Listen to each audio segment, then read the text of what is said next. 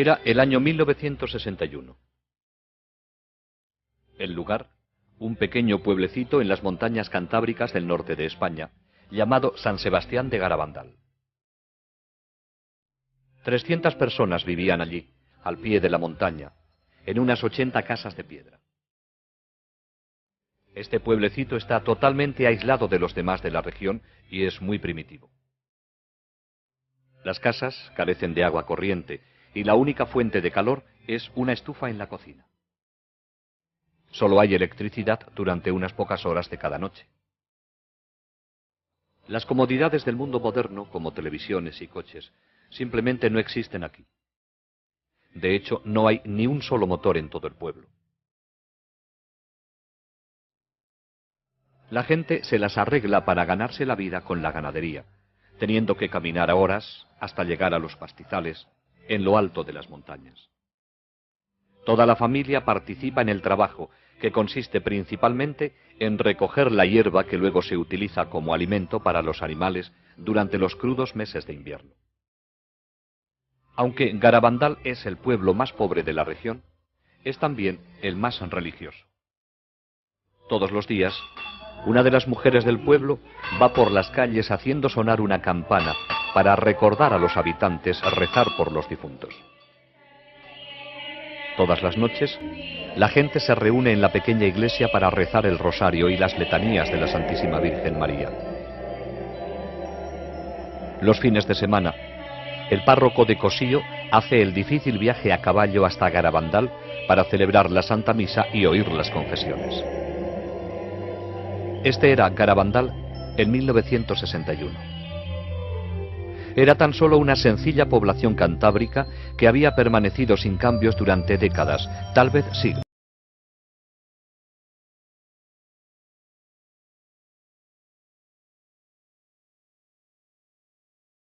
Estas 4 niñas eran tan típicas como todas las demás del pueblo y vivían felices en su montaña. Conchita González, de 12 años. Maricruz González, de 11. Jacinta González, de 12. Y Mariloli Mazón, también de 12 años. Aunque 3 de ellas tienen el mismo apellido, no son parientes cercanas. Aún no había empezado a anochecer la tarde del 18 de junio de 1961, cuando las 3 niñas decidieron divertirse un poco cogiendo manzanas del árbol del maestro de la escuela en las afueras del pueblo. Con alegres risas cogieron las manzanas y se refugiaron en el camino rocoso que conduce a una pequeña arboleda de pinos en una colina cercana que mira hacia el pueblo. De repente, mientras se deleitaban comiendo las manzanas, oyeron un sonido como de trueno.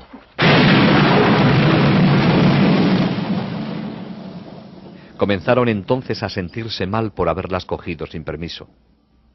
De repente, Conchita echó la cabeza hacia atrás y sus ojos se quedaron mirando fijamente hacia arriba. Al verla así, las otras empezaron a gritar. Estaban a punto de correr a sus casas para avisar a sus madres cuando les ocurrió lo mismo a ellas. Un ángel, rodeado de una luz brillante, estaba ante ellas. Parecía un niño de 9 años, pero al mismo tiempo parecía estar dotado de una fuerza invencible. Tan rápido como había aparecido, desapareció, volviendo las niñas a su estado normal. Temblando por la experiencia, las 4 corrieron a la iglesia del pueblo. Un amigo las vio y les preguntó la razón de su palidez. «Es porque acabamos de ver un ángel», contestaron. Al poco tiempo, todo el pueblo hablaba sobre lo ocurrido, aunque nadie creía que realmente hubieran visto un ángel. Durante los siguientes días, las niñas vieron nuevamente al ángel y él les habló la primera vez el 1 de julio. ¿Sabéis por qué he venido? Es para anunciaros que mañana la Santísima Virgen se os aparecerá como Nuestra Señora del Monte Carmelo.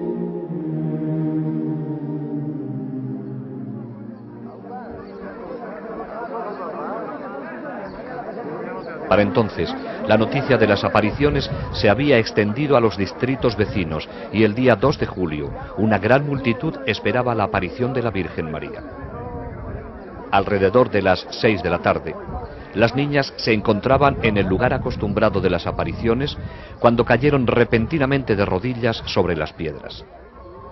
Dentro de una luz brillante, vieron a una hermosa mujer entre dos ángeles y en uno de ellos reconocieron al mismo que habían visto anteriormente. Más tarde, se enteraron de que era nada menos que San Miguel Arcángel. Arriba y hacia la derecha, vieron un gran ojo dentro de un triángulo, que las niñas llamaron el Ojo de Dios. Las niñas hablaron con su visión, sin el menor temor. Hablaban de sus familias, de los sacerdotes que estaban allí y del trabajo que hacían en casa o en los campos. La señora sonreía. Conchita dijo que era como hablar con su madre después de que hubiera estado lejos durante un viaje y acabara de regresar. Después del éxtasis, la gente naturalmente quiso saber cómo era la señora. En su diario, Conchita nos da esta descripción. La Virgen viene con un vestido blanco, manto azul, corona de estrellucas doradas. No se le ven los pies. Las manos estiradas con el escapulario en la derecha.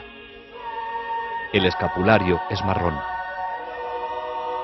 El pelo largo, color castaño oscuro ondulado, la raya en medio, la cara alargada, la nariz alargada y fina, la boca muy bonita con los labios un poquito gruesos. El color de la cara es trigueño, más claro que el del ángel, diferente a la vez, muy bonita. Una voz muy rara, no sé explicarla. No hay ninguna mujer que se parezca a la Virgen, ni en la voz ni en nada.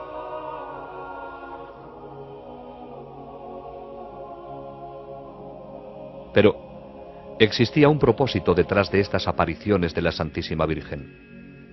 Quería utilizar a estas sencillas y simples niñas para llevar un importante mensaje a toda la humanidad. Pero siendo la madre amorosa y tierna que es, lo hizo a su propia manera. En su segunda visita vino con su pequeño niño en brazos, llenándose ellas de felicidad al ver al sonriente niño Jesús. Durante estas primeras apariciones, se vio a las niñas levantando pequeñas piedras hacia el cielo. Dijeron luego que la Virgen las besaba, pero añadieron que prefería besar objetos religiosos. La gente respondió entonces entregándoles rosarios, medallas, crucifijos y anillos de matrimonio, práctica que habría de continuar durante el transcurso de los acontecimientos. El 4 de julio, María les reveló su mensaje, diciéndoles que no deberían hacerlo público hasta el 18 de octubre. La verdadera naturaleza de las apariciones debería ser establecida primero para que el mensaje pudiera ser creído. Se necesitaba una prueba, y pruebas habría en abundancia. Varios médicos hicieron pruebas a las niñas durante los éxtasis. Encontraron que estaban rígidas, frías como piedras e insensibles al dolor. También experimentaban un cambio increíble en su peso. 2 hombres apenas podían levantar a una de ellas del suelo, mientras que ellas se levantaban entre sí con toda facilidad para besar a la señora de las apariciones. Las niñas sabían cuándo iban a tener una aparición mediante una serie de 3 llamadas interiores que se hacían progresivamente más intensas. Después de la última, salían corriendo llenas de felicidad a su encuentro celestial. Las llamadas tenían lugar a cualquier hora del día o de la noche, pero si las niñas se habían ido ya a la cama, entonces la Virgen respetaba su sueño. Conchita debió permanecer muchas noches en vela, esperando la última llamada de la Virgen. Hacia finales de julio, la frecuencia de las apariciones había aumentado a 2 o más en un solo día, con una duración desde 10 minutos hasta varias horas. Las caras de las niñas se transfiguraban, adquiriendo una belleza sobrenatural. Algunos observadores se impresionaban tanto con esto que les resultaba difícil mirarlas. Agosto comenzó con nuevos fenómenos. Durante las apariciones, cuando estaban de rodillas, se las podía ver caer de repente hacia atrás hasta que sus cabezas tocaban el suelo. A veces caían al unísono, en perfecta sincronización, formando bellas esculturas. Merece la pena mencionar que nunca se les subió la ropa indecorosamente. En ocasiones caían totalmente rectas hacia atrás, dando un fuerte golpe seco en el suelo que horrorizaba a los espectadores, pero nunca se hicieron daño, levantándose luego sin el apoyo de sus manos o brazos. Comenzaron entonces los éxtasis ambulatorios, hacia adelante o hacia atrás y a través del pueblo, durante los cuales mantenían los ojos fijos hacia arriba todo el tiempo. Véase cómo el pie de Mariloli evita cuidadosamente una piedra del camino. A veces se movían tan rápido que ni los más jóvenes del pueblo, corriendo a toda marcha, podían alcanzarlas. Al terminar la carrera, no estaban cansadas ni sudorosas y sus pulsos eran totalmente normales. Durante estas carreras extáticas solían detenerse instantáneamente, desafiando las leyes de la física, mientras que los que trataban de seguirlas pasaban junto a ellas incapaces de detenerse tan rápido. Las niñas siempre llevaban crucifijos en las manos y los ofrecían para ser venerados a aquellos que estaban a su alrededor. Nunca sabían quién besaba el crucifijo, ya que durante los éxtasis solo veían a su visión y a ellas mismas. Por orden de la Virgen, sostenían el crucifijo para que lo besase aquel que María deseara. En una ocasión, después del éxtasis, Conchita se enteró de que todos los que habían besado el crucifijo eran sacerdotes vestidos de seglares.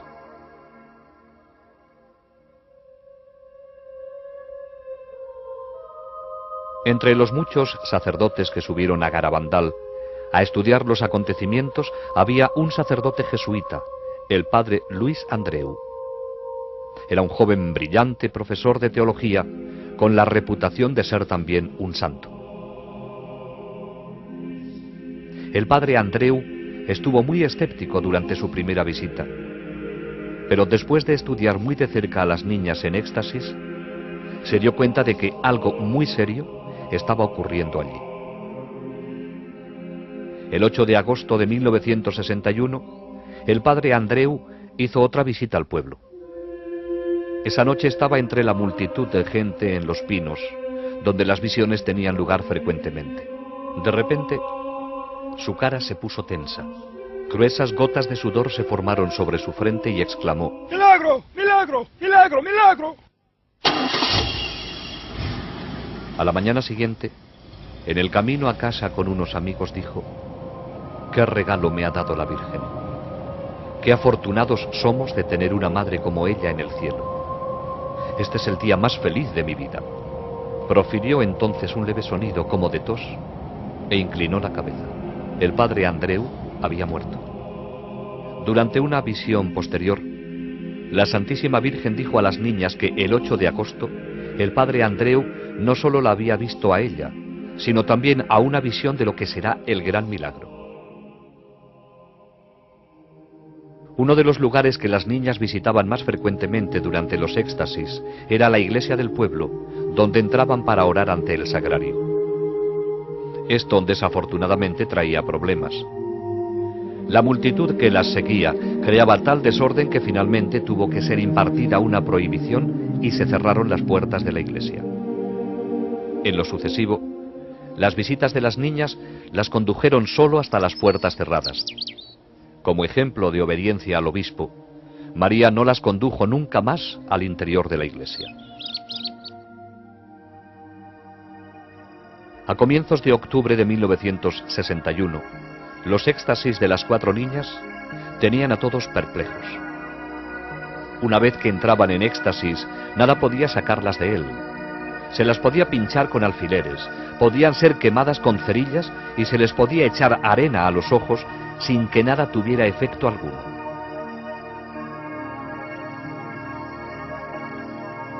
Las poderosas luces de las cámaras, disparadas a corta distancia, no las hacían parpadear. En sus marchas hacia adelante y hacia atrás, se movían con precisión y velocidad, sin siquiera mirar hacia dónde iban.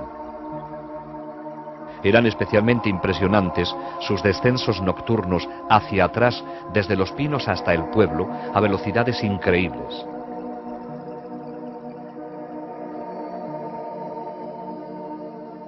Las niñas devolvían los objetos religiosos a sus dueños sin equivocarse nunca, y lo hacían sin mirar a la persona o al objeto.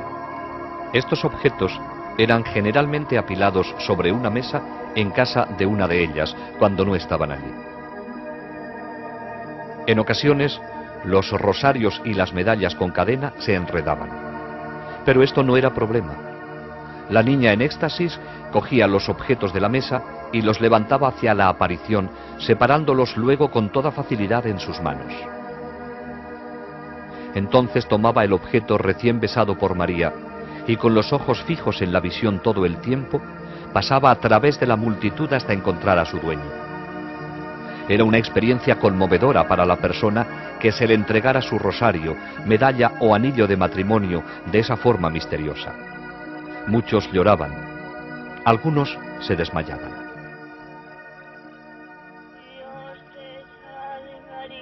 Durante los éxtasis, las niñas lloraban como nunca lo habían hecho antes.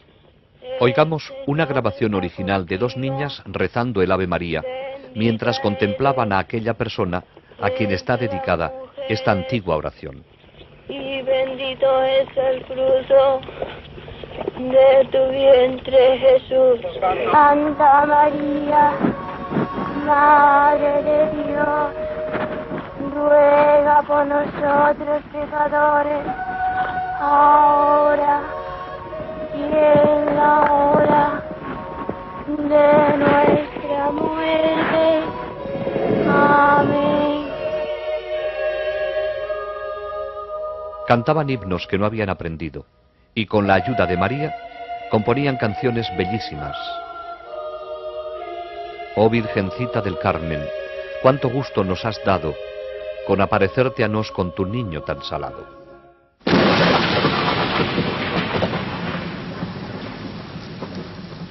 Finalmente llegó el 18 de octubre, el día en que las niñas habrían de anunciar el tan esperado mensaje de la Santísima Virgen.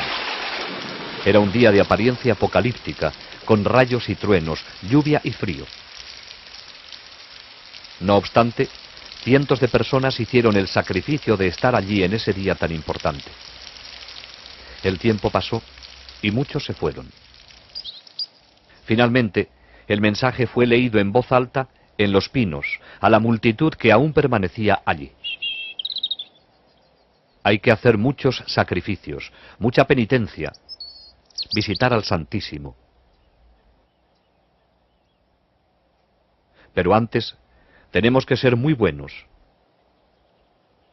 Y si no lo hacemos nos vendrá un castigo. Ya se está llenando la copa, y si no cambiamos, nos vendrá un castigo muy grande.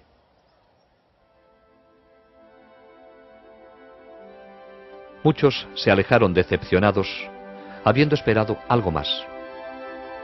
Pero ese fue el mensaje, corto y al grano. La más amorosa de las madres acababa de decirles a sus hijos, en un lenguaje claro y sencillo, lo que deberían hacer para evitar un castigo de Dios que sobrepasaría cualquier cosa que el hombre pudiera concebir. Los éxtasis de las 4 niñas continuaron hasta entrados los meses de invierno. Las llamadas vendrían a cualquier hora, de día y de noche. La Santísima Virgen tomaba muy en serio lo que había dicho en su mensaje acerca de la penitencia y el sacrificio. Pero una vez que las niñas habían entrado en éxtasis, no sentían nada. Durante una copiosa nevada, grandes copos de nieve se acumularon sobre los brazos extendidos de Conchita, quien no se percató de ello. En otra ocasión, durante una granizada, no se le afectaron los golpes de granizo que recibió sobre los ojos abiertos. Las visitas de la Santísima Virgen y de San Miguel continuaron durante la primavera y el verano de 1962. San Miguel les traía la comunión invisible en aquellos días en que no había un sacerdote disponible para hacerlo. Les enseñó cómo hacerlo con respeto. Primero venía la preparación, luego la comunión y por último la acción de gracias. Pero los sacerdotes se mostraban escépticos acerca de estas comuniones invisibles. ¿Cómo podían ellas recibir la comunión de un ángel cuando solo un sacerdote tiene la potestad de consagrar? Las niñas se lo preguntaron al ángel, quien les contestó que él tomaba las hostias de los tabernáculos de la tierra. No existía un solo lugar en el mundo que pudiera compararse ni remotamente con Garabandal durante esa época. La Santísima Virgen parecía haberse apoderado del pueblo entero. Conducía a las niñas por todas y cada una de sus calles. En ocasiones cantaban el rosario mientras caminaban junto con las personas que las acompañaban. Todos los hogares fueron visitados. Cuando las niñas, durante un éxtasis, llegaban a una casa en la que había alguien enfermo en cama, se arrodillaban para rezar ofreciéndole el crucifijo. Al entrar en la casa de alguien que hubiese enviudado, recitaban oraciones delante de la foto del difunto o hacían la señal de la cruz sobre la cama vacía. También iban al cementerio, donde extendían el crucifijo a través de las barras de la reja de entrada. Acontecimientos de la mayor importancia se estaban desarrollando en esta pequeña población española. Aunque nadie se dio cuenta en ese momento, la Santísima Virgen María nos estaba preparando para la tormenta que estaba a punto de desencadenarse sobre la Iglesia. Ella había venido personalmente para reafirmar todas las verdades y enseñanzas de la Iglesia. Todo cuanto María hizo con las niñas estaba infundido de profundo significado para todos los cristianos. Durante los éxtasis, oraban en las más variadas posiciones, de rodillas, de pie, sentadas, caminando o acostadas. La Virgen nos estaba recordando que podemos estar siempre con Dios y con ella, sin importar dónde estemos ni lo que estemos haciendo.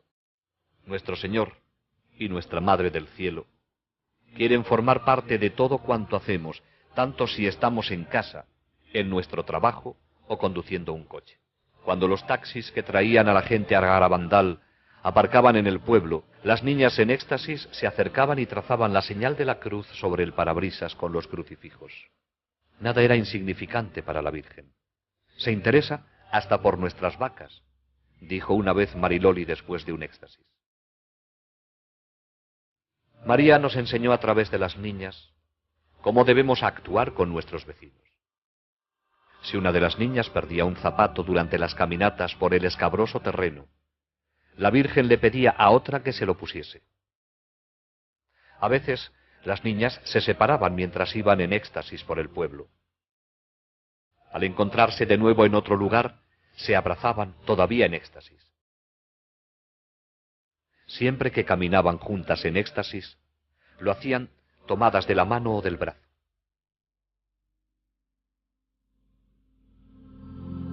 ¿Y quién era esta señora de luz, actuando tan poderosamente en la pequeña población de Garabandal? Aquellos que nunca lo entendieron claramente han debido tan solo fijar su mirada en la figura sobre la cruz que ella les ordenaba ofrecer a los presentes. Ella era la Madre de Cristo con un solo deseo: llevarnos a todos hacia su Hijo Jesús, el Salvador de la humanidad. ¿Es María la madre solo de los católicos? En una ocasión, un protestante se acercó a Conchita. Quería saber si podría besar el crucifijo la próxima vez que ella lo ofreciera para ser venerado durante un éxtasis. Conchita, que había sido educada en un ambiente totalmente católico, se lo preguntó con preocupación a la Virgen durante la siguiente aparición. María dirigió su mirada al hombre y dijo: «Él es mi hijo también». Y actuando a través de la niña, hizo llevar el crucifijo a los labios del protestante. Ante todo esto, las niñas debieron sentir que estaban en la antesala del cielo. Pero no habría de ser así. Ellas, como todos los demás, tenían todavía sus vidas por vivir, en un mundo real y difícil, cada vez peor con cada día que pasa.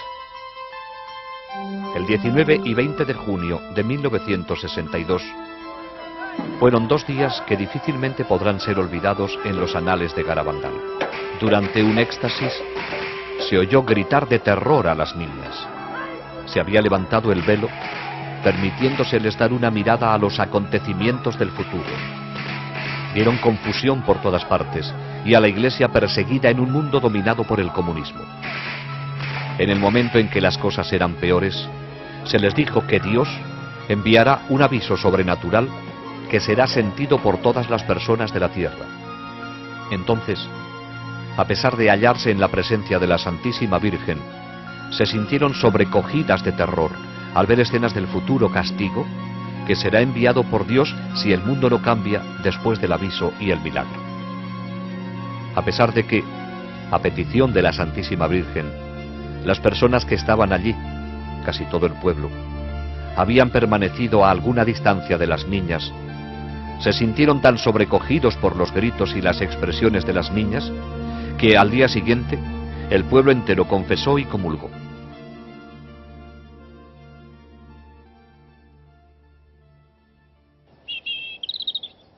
Durante algún tiempo, las niñas habían suplicado a la Santísima Virgen y a San Miguel obrar un milagro para convencer a aquellos que aún no creían. Finalmente, San Miguel dijo a Conchita que, en un día específico, según lo había determinado la Virgen, la comunión invisible que ella recibía se volvería visible sobre su lengua. Conchita lo llamó alegremente milagruco, ya que ella pensaba que la hostia que recibía era siempre visible. Varios centenares de personas se encontraban en el pueblo cuando, finalmente, llegó el día anunciado por Conchita con 15 días de anticipación. Pero la espera fue larga y cansada.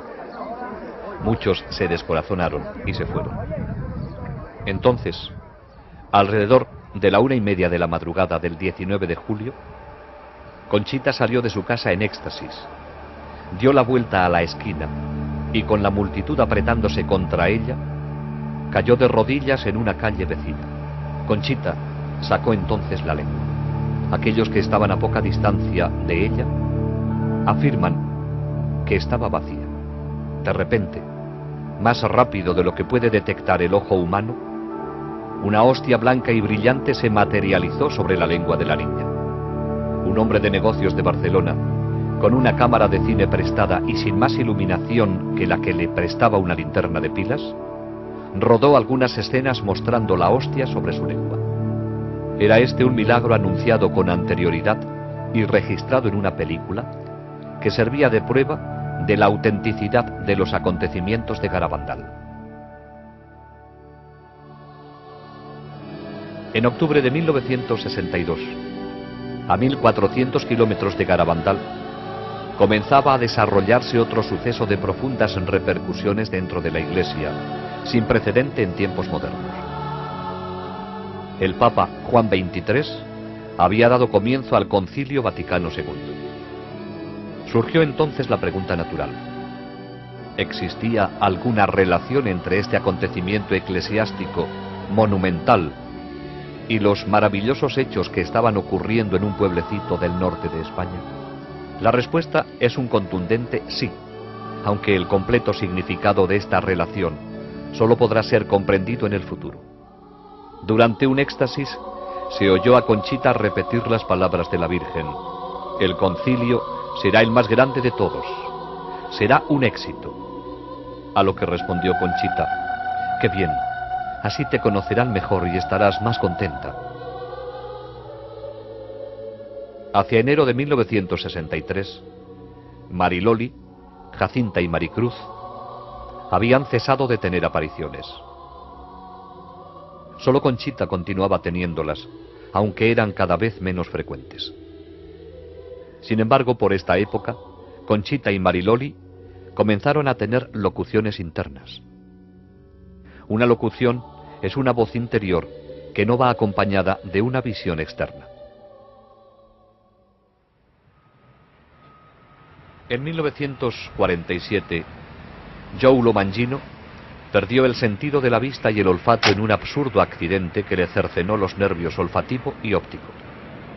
Después de un largo periodo de tiempo, logró surgir en 1961 como un exitoso hombre de negocios, aunque agotado por el exceso de trabajo. Su médico le sugirió que se tomara unas vacaciones en Europa. Así que salió de casa en Lindenhurst, Nueva York, para visitar a su tío en el sur de Italia. Joey no era muy religioso en aquel entonces, y solo gracias a la insistencia de su tío accedió a hacer un largo viaje en coche hasta San Giovanni Rotondo, donde vivía Padre Pío. Este fraile franciscano, con las llagas de Cristo en sus manos, pies y en el costado, era considerado como un santo viviente. Joey no había previsto ningún encuentro personal con él. Sin embargo, al terminar la misa, se encontró en una habitación con otras personas esperando la bendición del Padre cuando pasara por allí. Al entrar el Padre Pío en la habitación, Joey se arrodilló para recibir su bendición. De repente, oí a la gente arrodillarse sin saber lo que pasaba. Padre Pío colocó sus brazos sobre mí y me besó en la frente. Me dijo: Joey, estoy muy contento de verte. Mi tío me dijo luego que era Padre Pío quien me había abrazado. Yo no sabía qué decir, porque nadie sabía que yo iría allí a verle, ni siquiera yo mismo. Joey quedó profundamente impresionado y 2 años más tarde regresó a San Giovanni. Esta vez decidió confesarse con Padre Pío. Fui al confesionario en que estaba el Padre Pío y me arrodillé en el reclinatorio con el Padre Pío sentado frente a mí. Me tomó la mano, así. Yo estaba asombrado pensando en los confesionarios americanos con paneles. Entonces, estando de rodillas, con mis manos entre las del Padre Pío, me dijo en italiano: Joey, confiésate. Y para ser franco, estaba entristecido porque no estaba llevando una vida adecuada. Me quedé atónito. No supe qué decir. Entonces, el Padre Pío me tomó la mano, así, y me dijo: confiésate. Pero de nuevo encontré muy difícil hablarle. Entonces, en perfecto inglés me dijo: Joey, ¿recuerdas cuando estuviste en un bar con una mujer llamada Bárbara? ¿Recuerdas los pecados que cometiste? Y en perfecto inglés pasó a decirme las personas con las que había estado, los sitios a los que había ido y los pecados que había cometido. Naturalmente, estaba sudando, pero Dios me concedió la gracia de entender que si tenía que soportar todo aquello para volver a ser feliz, merecía la pena. Creía realmente que el Padre Pío podría ayudarme. Entonces, cuando llegó al fondo de todos mis pecados, después de lo que me parecieron 1000 años, me dijo en italiano: ¿estás arrepentido? Y yo le dije: sí, lo estoy, Padre Pío. Entonces me dio la absolución. Los ojos me daban vueltas en la cabeza y comencé a frotarlos, así. La cabeza me daba vueltas y yo seguía frotándome los ojos. De pronto, mi mente se aclaró totalmente y me puso su mano estigmatizada sobre los labios, así. Besé su estigma y me dio una ligera palmada en la cara, diciéndome en italiano: Joey, un poco de paciencia y valor, y vas a estar bien. Tenía 33 años, pero me sentía como si tuviera 16. Tenía el firme propósito de corregirme, lamentaba todos los pecados que había cometido durante mi vida. Me sentía tan bien y tan limpio que no quería involucrarme con nadie por temor a que, solo al hablar, pudiera perder la gracia que había recibido. Pero aún había una gracia más para Joey, mientras se arrodillaba con otras personas para recibir la bendición del Padre Pío. Cuando tuve el accidente aquí, en 1947, perdí el sentido del olfato. Todo esto está suturado. Y esta es una fractura de 3 pulgadas sobre la frente. No solo perdí mis ojos, sino el olfato. Cuando me arrodillé para recibir la bendición del Padre Pío, sentí una fragancia de rosas que provenía de la sangre de sus manos. Al percibirla me sorprendí y me eché hacia atrás contra la pared, con los brazos levantados, así. para protegerme. No sabía qué pasaba. Padre Pío bajó mi mano y me dijo en italiano: Joey, no tengas miedo. Y me tocó así, en el puente de la nariz. Mi sentido del olfato fue restablecido después de estar sin él desde el día del accidente, en junio de 1947, 16 años atrás. Joey estaba lleno de paz y felicidad y no quería abandonar San Giovanni. No obstante, su compañero de viaje le recordó que tenían el compromiso de pasar parte de sus vacaciones en un lugar llamado Garabandal. Cuando Mario me recordó que teníamos que irnos a Garabandal, le dije: Mario, ¿cómo sabemos que es verdad? A lo mejor no es una aparición verdadera. Tal vez es un truco del demonio para hacerme perder las gracias que acabo de recibir. Preguntémosle a Padre Pío. Entonces él dijo: ok. Siempre habíamos tenido una magnífica acogida por parte de los religiosos con los que residía Padre Pío, así que fuimos donde estaban ellos y les dije: quisiera hablar con Padre Pío, ¿es posible? Y el religioso dijo: oh sí, Joey. Hicimos las maletas y volvimos más tarde, ese día, para encontrarnos con Padre Pío en el claustro. Al arrodillarme, le dije al Padre Pío: ¿es cierto que la Virgen se está apareciendo a 4 niñas en Garabandal? Y él dijo: sí. Dije entonces: Padre Pío, ¿debo ir allí? Y él dijo: sí, ¿por qué no? Y así es como ocurrió. Debido a que Padre Pío me aseguró que la Virgen se estaba apareciendo allí, dándome su autorización para ir, no tuve miedo y fui. La primera de muchas visitas de Joey Lomangino a Garabandal fue en febrero de 1963. En aquellos días, especialmente durante el invierno, una de las únicas formas de llegar al pueblo era en carreta de bueyes. No pasó mucho tiempo antes de que Joey se encontrara y conociera a las niñas a quienes la Virgen se había aparecido, quedando inmediatamente impresionado por su sencillez y sinceridad. Conchita habría de convertirse en una buena amiga. Joey se quedó también impresionado por el mensaje y sintió la necesidad de hacerlo conocer. Sin embargo, se sentía impedido por su ceguera. Me dije: ¿qué puedo hacer para hacer conocer al mundo al Padre Pío y el mensaje de Garabandal? ¿Qué puedo hacer? ¿Qué puede hacer un ciego? Nunca estuve en una obra de teatro en el colegio de lo tímido que era. Joey regresó a casa. Tenía un álbum de fotos de Padre Pío y de las 4 niñas en éxtasis, con explicaciones en relieve bajo cada foto. Visitaba las casas de sus amigos y familiares, dándoles explicaciones sobre el famoso estigmatizado y sobre los hechos admirables que estaban ocurriendo en Garabandal. De esta pequeña semilla habría de surgir un apostolado a través del mundo entero.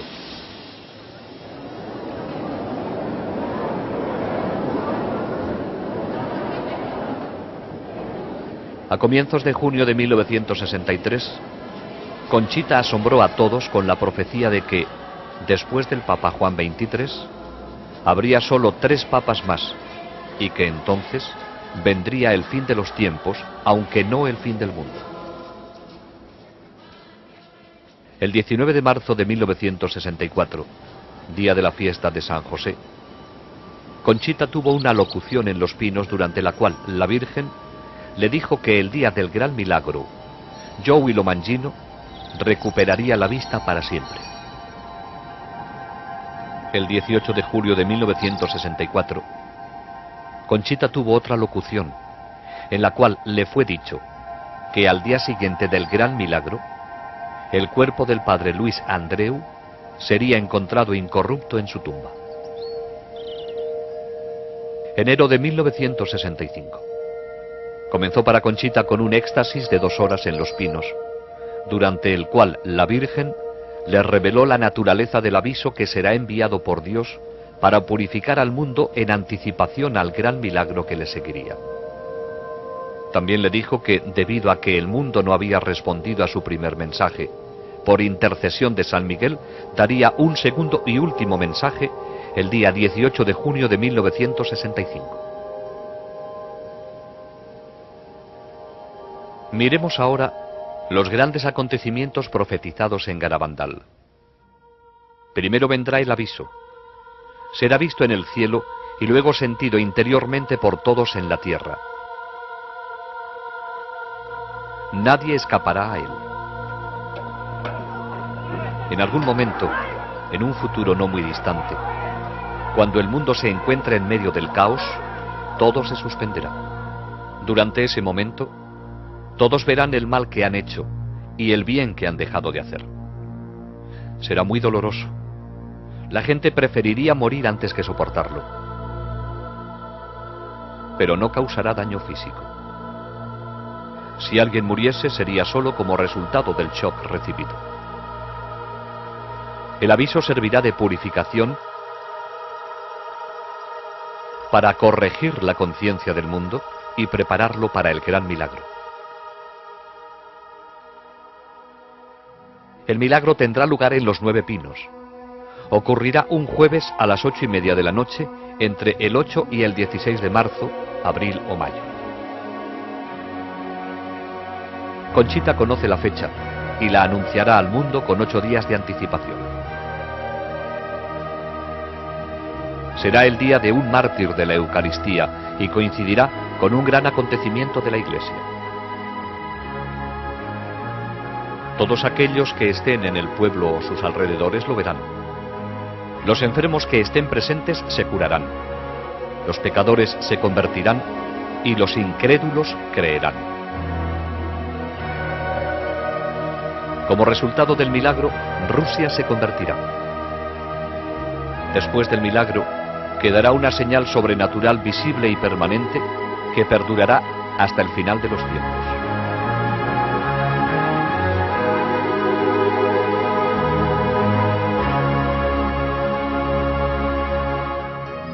Si después del milagro el mundo no cambia aún, entonces Dios enviará un castigo. Será peor que cualquier cosa que el hombre pudiera imaginar y estará en línea con lo que merezcamos por nuestros pecados.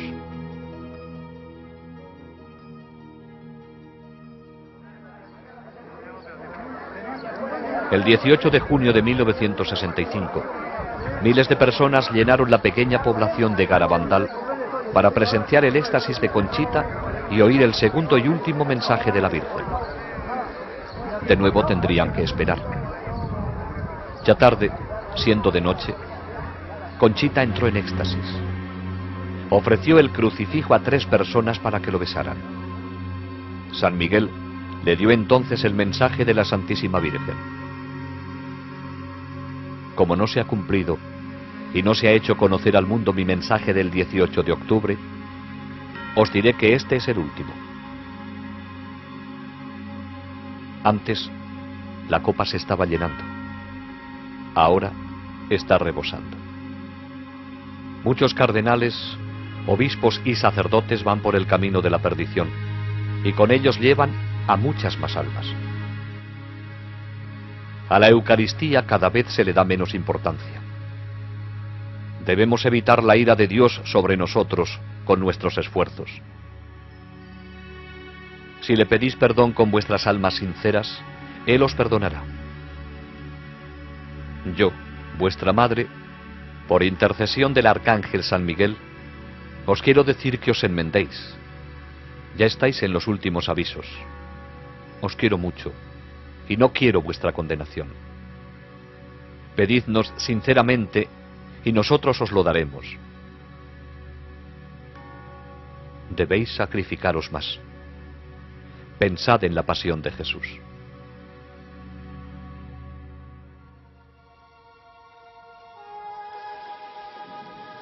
El 13 de noviembre de 1965 fue un día de alegría y tristeza a la vez para Conchita. La Virgen se apareció con el niño, pero habría de ser por última vez en Garabandal. Como ya se ha indicado, esta sería una aparición especial para besar objetos religiosos de los que Conchita tenía muchos. Después de besarlos, la Virgen dijo: a través del beso que he dado a estos objetos, mi hijo hará prodigios. Distribúyelos a otros. Háblame, Conchita. háblame de mis hijos. A todos los cobijo bajo mi manto. Esta será la última vez que me veas aquí, pero siempre estaré contigo y con todos mis hijos. Conchita, ¿por qué no vas a visitar a mi hijo al sagrario? Él te espera día y noche.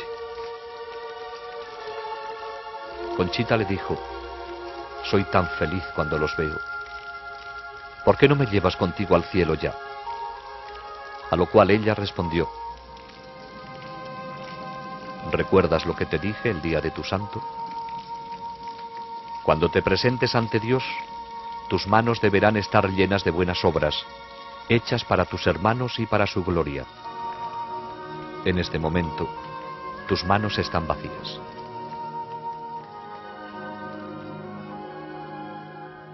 Todo había terminado. Los momentos felices en los que Conchita había estado con su Madre Celestial y con el niño Jesús habían concluido, aunque todavía sentía su presencia. Conchita dijo, han dejado mi alma llena de paz y felicidad, con un gran deseo de vencer mis faltas y amar con todas mis fuerzas los corazones de Jesús y María, que tanto nos aman. Lo que la Virgen dijo acerca de los objetos besados se ha vuelto realidad. Continúan recibiéndose informes de todo el mundo sobre casos de curaciones físicas y de otros favores recibidos. Muchos de ellos han venido de una medalla que Conchita dio a Joey Lomangino y que ha sido venerada por miles de personas en todo el mundo durante los muchos años de actividad apostólica de Joey. ¿Y qué dice la ciencia de los acontecimientos de Garabandal? Más de 40 médicos han examinado a las niñas en diferentes momentos. El pediatra Dr. Celestino Ortiz las estudió durante 22 días consecutivos. Fuera de los éxtasis las encontró normales y equilibradas. Sobre sus éxtasis dijo, permanecer en silencio sería una auténtica cobardía científica. No encontramos ninguna explicación satisfactoria para tales fenómenos. El doctor Ricardo Ponsernó era un neuropsiquiatra de reconocimiento internacional, en el clímax de su carrera. Efectuó los más exhaustivos exámenes a las niñas en un período de 12 días. Sus conclusiones: la cantidad y calidad de los fenómenos excluyen cualquier explicación natural. Dijo, desde un punto de vista estrictamente científico, no se puede negar la posibilidad de un origen sobrenatural en todos estos fenómenos. Otro eminente psiquiatra, conectado a los acontecimientos, es el doctor Luis Morales. En 1961 tenía su propia clínica en Santander, donde el obispo le nombró jefe de la comisión creada para estudiar las apariciones. En ese momento, él no creía en el origen sobrenatural de estas. Más tarde, el mismo doctor Morales sorprendió al cambiar su opinión original. El 30 de mayo de 1983, con autorización del obispo de Santander, dio una conferencia pública en el salón de actos más grande de Santander. Durante la misma, expuso ante la multitud las razones por las cuales estaba convencido de que las apariciones de Garabandal eran dignas de crédito.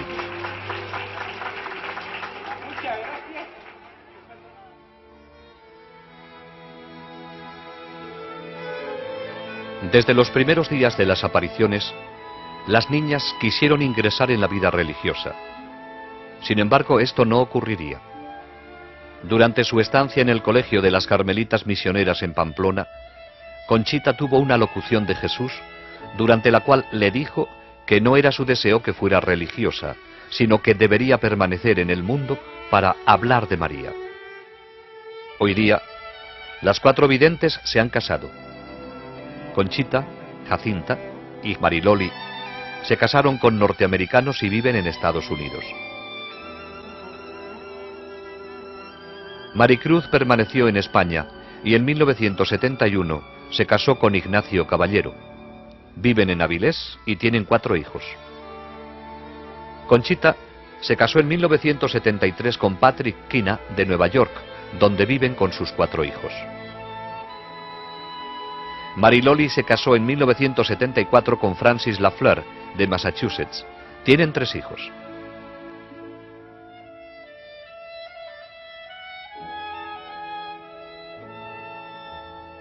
Jacinta se casó en 1976 con Jeffrey Moynihan, de la Marina de los Estados Unidos. Tienen una hija.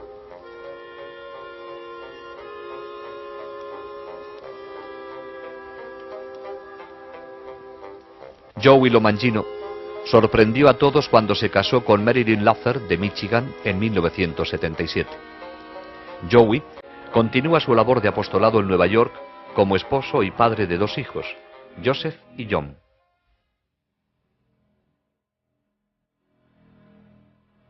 El principal propósito de la Santísima Virgen al aparecerse en Garabandal fue entregar un mensaje.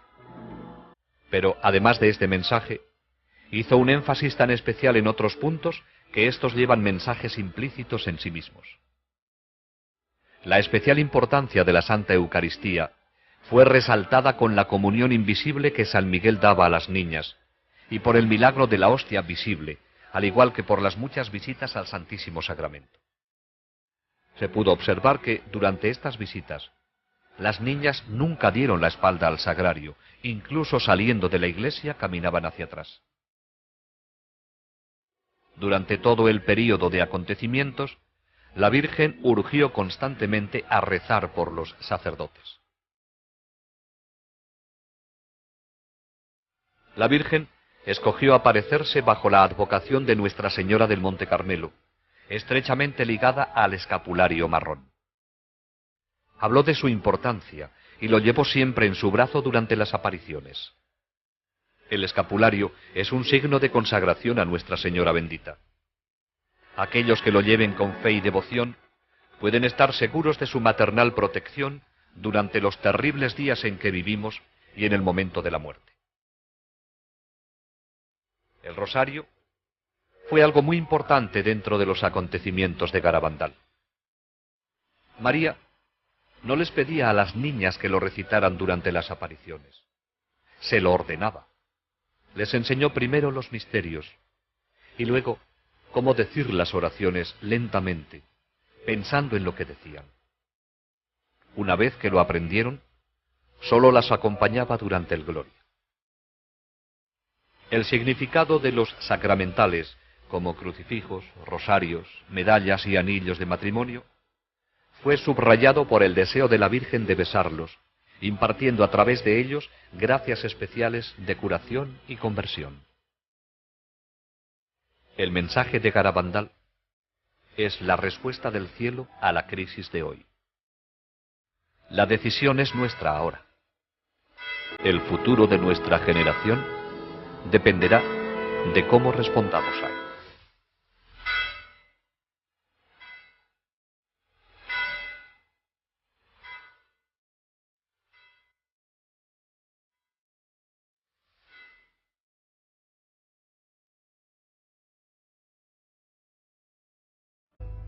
A veces caían al unísono, en perfecta sincronización, formando bellas esculturas. Merece la pena mencionar que nunca se les subió la ropa indecorosamente. En ocasiones caían totalmente rectas hacia atrás, dando un fuerte golpe seco en el suelo que horrorizaba a los espectadores, pero nunca se hicieron daño, levantándose luego sin el apoyo de sus manos o brazos. Comenzaron entonces los éxtasis ambulatorios, hacia adelante o hacia atrás y a través del pueblo, durante los cuales mantenían los ojos fijos hacia arriba todo el tiempo. Véase cómo el pie de Mariloli evita cuidadosamente una piedra del camino. A veces se movían tan rápido que ni los más jóvenes del pueblo, corriendo a toda marcha, podían alcanzarlas. Al terminar la carrera, no estaban cansadas ni sudorosas y sus pulsos eran totalmente normales. Durante estas carreras extáticas solían detenerse instantáneamente, desafiando las leyes de la física, mientras que los que trataban de seguirlas pasaban junto a ellas incapaces de detenerse tan rápido. Las niñas siempre llevaban crucifijos en las manos y los ofrecían para ser venerados a aquellos que estaban a su alrededor. Nunca sabían quién besaba el crucifijo, ya que durante los éxtasis solo veían a su visión y a ellas mismas.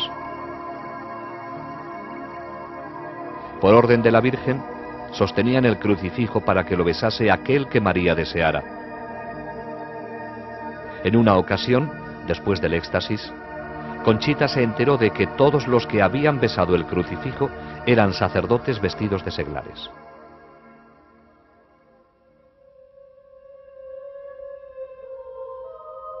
Entre los muchos sacerdotes que subieron a Garabandal a estudiar los acontecimientos había un sacerdote jesuita, el padre Luis Andreu.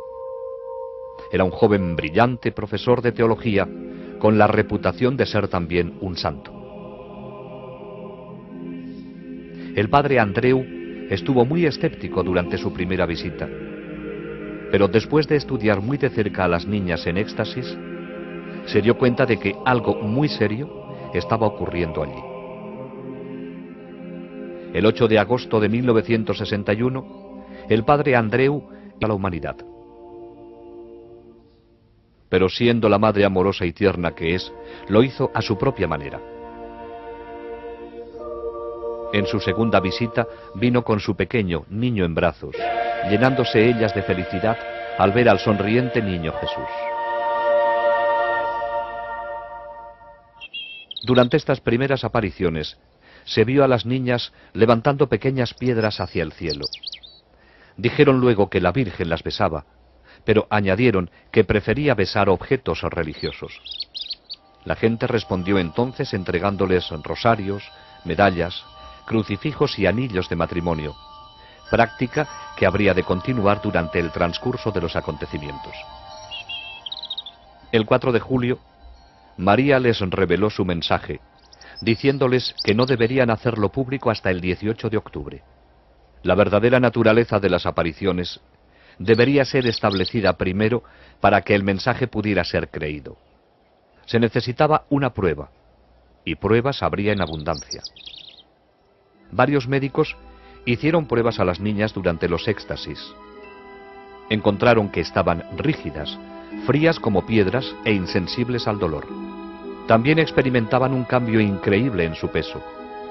2 hombres apenas podían levantar a una de ellas del suelo, mientras que ellas se levantaban entre sí con toda facilidad para besar a la señora de las apariciones.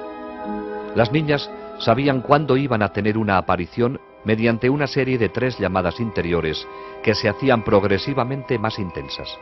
Después de la última, salían corriendo llenas de felicidad a su encuentro celestial. Las llamadas tenían lugar a cualquier hora del día o de la noche, pero si las niñas se habían ido ya a la cama, entonces la Virgen respetaba su sueño. Conchita debió permanecer muchas noches en vela, esperando la última llamada de la Virgen.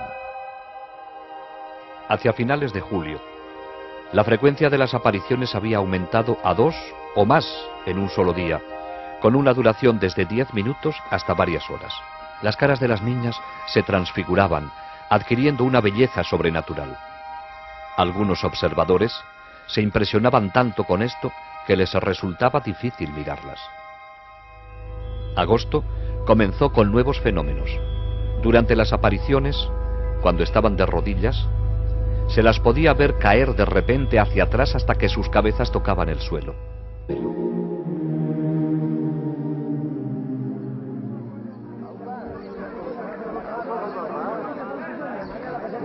Para entonces, la noticia de las apariciones se había extendido a los distritos vecinos y el día 2 de julio, una gran multitud esperaba la aparición de la Virgen María.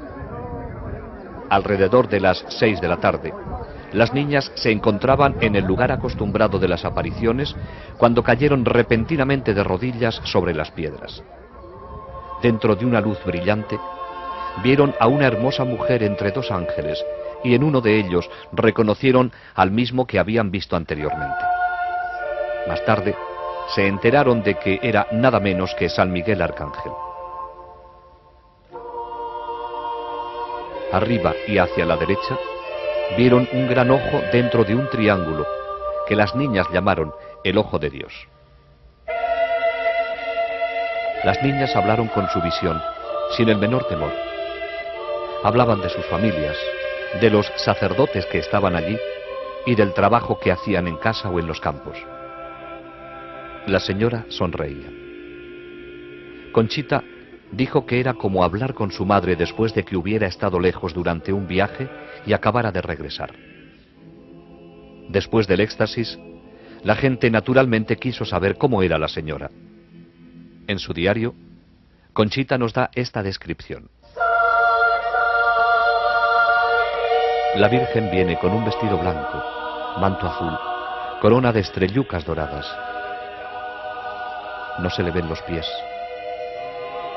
Las manos estiradas con el escapulario en la derecha. El escapulario es marrón. El pelo largo, color castaño oscuro ondulado, la raya en medio, la cara alargada, la nariz alargada y fina, la boca muy bonita con los labios un poquito gruesos. El color de la cara es trigueño, más claro que el del ángel, diferente a la vez, muy bonita. Una voz muy rara, no sé explicarla. No hay ninguna mujer que se parezca a la Virgen, ni en la voz ni en nada.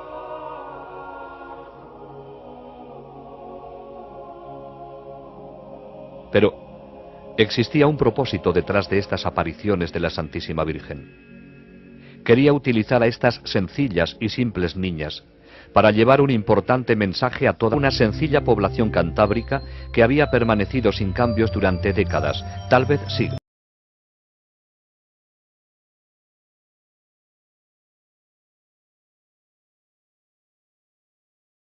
Estas 4 niñas eran tan típicas como todas las demás del pueblo y vivían felices en su montaña. Conchita González, de 12 años. Maricruz González, de 11. Jacinta González, de 12. Y Mariloli Mazón, también de 12 años. Aunque 3 de ellas tienen el mismo apellido, no son parientes cercanas. Aún no había empezado a anochecer la tarde del 18 de junio de 1961, cuando las 3 niñas decidieron divertirse un poco cogiendo manzanas del árbol del maestro de la escuela en las afueras del pueblo. Con alegres risas cogieron las manzanas y se refugiaron en el camino rocoso que conduce a una pequeña arboleda de pinos en una colina cercana que mira hacia el pueblo. De repente, mientras se deleitaban comiendo las manzanas, oyeron un sonido como de trueno.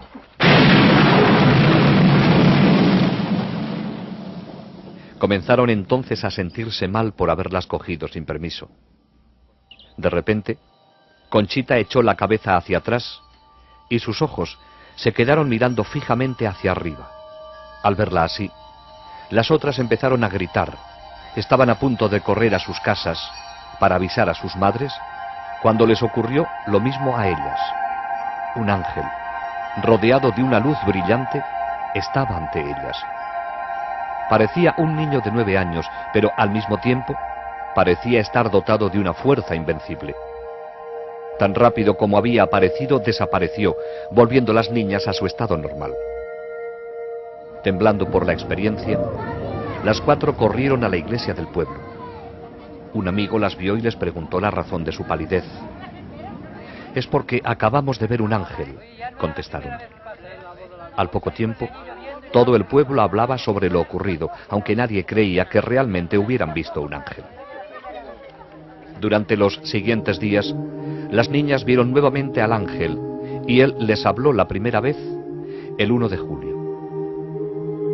¿Sabéis por qué he venido? Es para anunciaros que mañana la Santísima Virgen se os aparecerá como Nuestra Señora del Monte Carmelo.